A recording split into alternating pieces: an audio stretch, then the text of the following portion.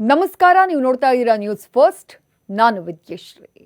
ಇದು ಜಗತ್ತಿನಲ್ಲೇ ಅತ್ಯಂತ ಶ್ರೀಮಂತನಾದರೂ ಸಾವೇ ಬಿಗಿದಪ್ಪಿ ಉಸಿರು ತೆಗೆಯೋಕೆ ಬಂದಾಗ ತನಗನಿಸಿದ್ದನ್ನ ತಿನ್ನೋಕಾಗದೆ ಒದ್ದಾಡಿದವನ ಕತೆ. ಜಗತ್ತಿನಲ್ಲೇ ಅತ್ಯಂತ ಶ್ರೀಮಂತನಾಗಿದ್ರೂ ಅದರಿಂದ ಸಾವನ್ನ ದೂರ ತಳ್ಳೋಕಾಗದೆ ಒದ್ದಾಡಿದವನ ಕತೆ. ಇವನ ಜೀವನ ಬಹುಶಃ ನಮ್ಮೆಲ್ಲರಿಗೂ ಪಾಠ, ಬದುಕಿನ ದಾರಿದೀಪ. ಯಾರಾತ?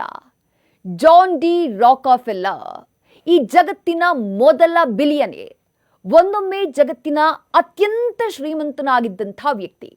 ತನ್ನ 25ನೇ ವಯಸ್ಸಿಗೆ ಅಮೆರಿಕಾದ ಅತಿ ದೊಡ್ಡ ಆಯಿಲ್ ರಿಫೈನರಿಯನ್ನ ನಿಯಂತ್ರಣ ಮಾಡ್ತಾ ಇದ್ದಂಥ ಜಾನ್ ಡಿ ರಾಕಾಫೆಲ್ಲರ್ ತನ್ನ 31ನೇ ವಯಸ್ಸಿಗೆ ಜಗತ್ತಿನ ಅತಿ ದೊಡ್ಡ ಆಯಿಲ್ ರಿಫೈನರ್ ಅನ್ನುವಂಥ ಹೆಗ್ಗಳಿಕೆಯನ್ನ ಕೂಡ ಪಡ್ಕೊಂಡಿದ್ದ. ತನ್ನ 38ನೇ ವಯಸ್ಸಿಗೆ ಇಡೀ ಅಮೆರಿಕಾದ 90% ಆಯಿಲ್ ಬಿಸ್ನೆಸ್ನ ನಿಯಂತ್ರಣಕ್ಕೆ ತೆಗೆದುಕೊಂಡಿದ್ದ. ತನ್ನ ರಿಟೈರ್ಮೆಂಟ್ ವೇಳೆಗೆ ಅಂದರೆ 58ನೇ ವಯಸ್ಸಾಗುವಷ್ಟರಲ್ಲಿ ಅಮೆರಿಕಾದಲ್ಲಿ ಅತ್ಯಂತ ಶ್ರೀಮಂತ ವ್ಯಕ್ತಿಯಾಗಿ ಗುರುತಿಸಿಕೊಂಡಿದ್ದ. ಸಾವನ್ನಪ್ಪೋ ವೇಳೆಗೆ ಜಗತ್ತಿನಲ್ಲೇ ಅತಿ ಶ್ರೀಮಂತನಾಗಿ ಹೆಸರನ್ನ ಮಾಡಿದ್ದ. ಯುವಕನಾಗಿದ್ದಾಗ ರಾಕಾಫೆಲ್ಲರ್ ತೆಗೆದುಕೊಂಡಂಥ ನಿರ್ಧಾರ, ಆತನ ವ್ಯಕ್ತಿತ್ವ ಎಲ್ಲವೂ ಆತನ ಪವರ್, ಸಂಪತ್ತು ಮತ್ತು ಸಾಧನೆಯನ್ನ ಡಬಲ್ ಮಾಡೋದಕ್ಕೆ ಬಳಕೆಯಾಗಿತ್ತು. ಆತನ ಮುಖ್ಯ ಫೋಕಸ್ ಆತನೇ ಆಗಿದ್ದ. ಆದರೆ 53ನೇ ವಯಸ್ಸಾದಾಗ ಏಕಾಏಕಿ ತೀರಾ ಗಂಭೀರವಾಗಿ ಅನಾರೋಗ್ಯಕ್ಕೆ ಈಡಾಗ್ಬಿಡ್ತಾನೆ. ಜಗತ್ತಿನ ಈ ಏಕೈಕ ಬಿಲಿಯನೇರ್ಗೆ ತನಗೇನು ಬೇಕೋ ಅದನ್ನೆಲ್ಲ ಖರೀದಿ ಮಾಡುವಂಥ ಶಕ್ತಿ ಇತ್ತು. ಆದರೆ ಆ ಸಮಯದಲ್ಲಿ ಬೇಕಾದ ಆಹಾರ ತಿನ್ನುವುದಕ್ಕೆ ಸಾಧ್ಯನೇ ಇರಲಿಲ್ಲ. ಹಾಲು ಮತ್ತು ಬಿಸ್ಕೆಟ್ ಮಾತ್ರ ಜೀರ್ಣಿಸಿಕೊಳ್ಳುವುದಕ್ಕೆ ಆತನ ದೇಹದಲ್ಲಿ ಸಾಮರ್ಥ್ಯ ಉಳಿದಿತ್ತು. ಆತನನ್ನ ನೋಡ್ಕೊಳ್ತಾ ಇದ್ದಂಥ ಅತ್ಯಂತ ಅನುಭವಸ್ಥ ಫಿಸಿಷಿಯನ್ಗಳ ತಂಡ ಕೂಡ ಆತ ಇನ್ನು 1 ವರ್ಷ ಬದುಕಬಹುದು ಅಂತ ಅಂದಾಜಿಸಿದ್ರು. ಆದರೆ ಆ ವರ್ಷ ತುಂಬಾ ನಿಧಾನವಾಗಿ ಮುಗೀತು. ಅದಕ್ಕೆ ಕಾರಣ ಅದೊಂದು ದಿನ ಆತ ಕಂಡಂಥ ಕನಸು.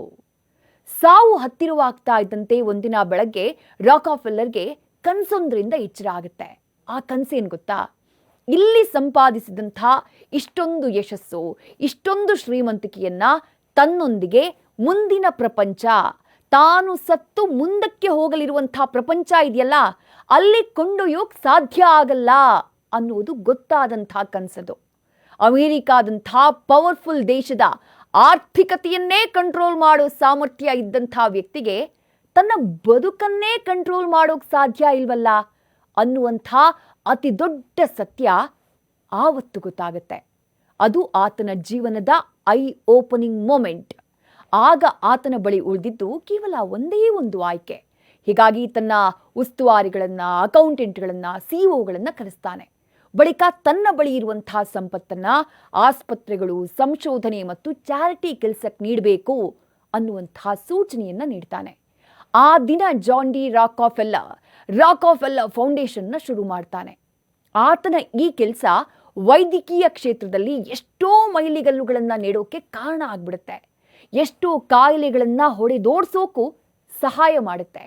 ಆದರೆ ಈ ರಾಕಾಫೆಲ್ಲರ್ ಸ್ಟೋರಿಯ ತುಂಬಾನೇ ಅಮೇಜಿಂಗ್ ಪಾರ್ಟ್ ಏನು ಗೊತ್ತಾ?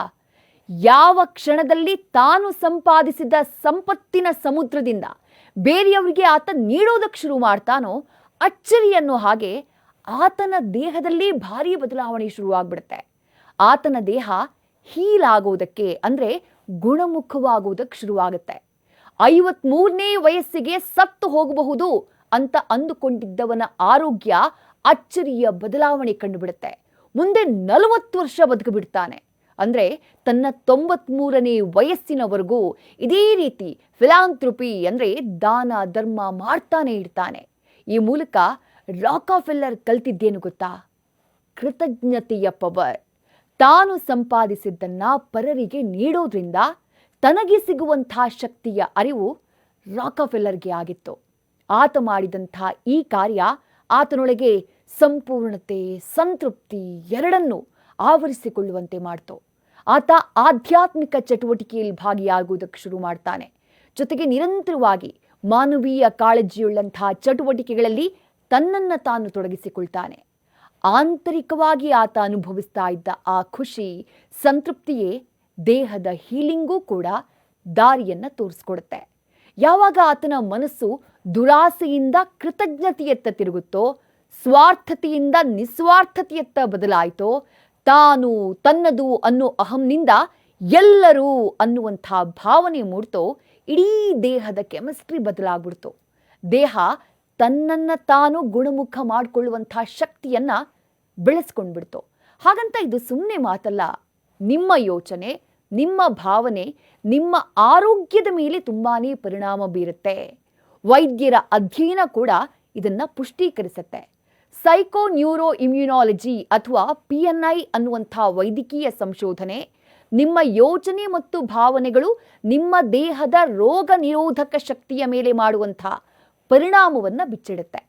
ಇಡೀ ಜಗತ್ತಿನಲ್ಲೇ ನಮ್ಮ ದೇಹವೇ ಅತ್ಯಂತ ದೊಡ್ಡ ಫಾರ್ಮಸಿ ಲ್ಯಾಬೊರೇಟರಿ ಅಂತೆ. ಯಾಕಂದರೆ ಅದಕ್ಕೆ ತನ್ನಿಂದ ತಾನೇ ಗುಣಮುಖವಾಗುವಂಥ ವಿಶೇಷ ಶಕ್ತಿ ಇದೆ.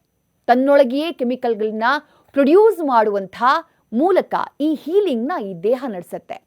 ಅದನ್ನು ನಿಯಂತ್ರಣ ಮಾಡೋದು ನಮ್ಮ ಮನಸ್ಸಿನ ಸ್ಥಿತಿ. ಕೃತಜ್ಞತೆ, ಕ್ಷಮೆ, ದಾನ ಇಂತಹ ಚಟುವಟಿಕೆಗಳು ನಮ್ಮ ದೇಹದ ಕೆಮಿಸ್ಟ್ರಿಯನ್ನು ಬದಲಾಯಿಸುತ್ತೆ ಅಂತಾರೆ ಖ್ಯಾತ ಸ್ಪೀಕರ್ MK ಅಂಗಜನ್ ಅವರು. ಸ್ವಾರ್ಥ, ಸೇಡು, ಕೋಪ, ದುರಾಸೆ, ದುಃಖ, ಪಶ್ಚಾತ್ತಾಪ, ದ್ವೇಷ, ಉದ್ವೇಗ ಇವು ನಮ್ಮ ದೇಹದ ಕೆಮಿಸ್ಟ್ರಿಯನ್ನು ಅನಾರೋಗ್ಯದ ಗೂಡಾಗಿ ಬದಲಾಯಿಸುತ್ತವೆ. ಕೊಡೋದು, ಹಂಚೋದು ಇದು ತುಂಬಾನೇ ಶಕ್ತಿಯುತವಾದಂಥ ಹೀಲಿಂಗ್ ಫೀಲಿಂಗ್ ಅಂತಾರೆ MK ಅಂಗಜನ್. ನಮ್ಮೆಲ್ಲರಲ್ಲೂ ಹಂಚ್ಕೊಳ್ಳೋಕೆ ಏನಾದರೂ